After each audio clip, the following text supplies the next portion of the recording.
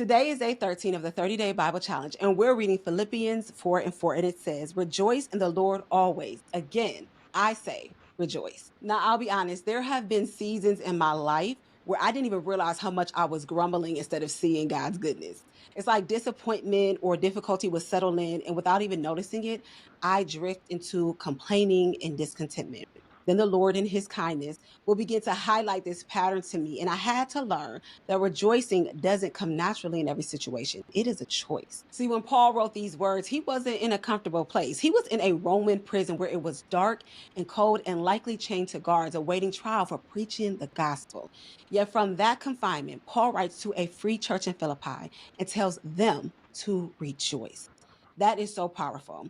His joy wasn't coming from his circumstances, but his dependency, his relationship, and his commitment to Christ. It almost feels more fitting that someone whose life is like stable, comfortable, and seemingly together would talk about joy. However, sometimes the shortest scriptures have the deepest depth, and this is one of them. Both words, rejoice and always, carry the same idea: keep going. Rejoice means come back to joy again, and always means don't stop coming back. So together, Paul is basically saying, keep returning to joy over and over and over again. The key is found in the phrase "in the Lord," in His sacrifice, in His sovereignty, and in His righteousness, that we are to rejoice. Look, family, Paul is teaching us that joy must become our default response. When life hits us, return to joy. When fear whispers, return to joy. When things are going well, stay in joy. And when they begin to fall apart, go back to joy again.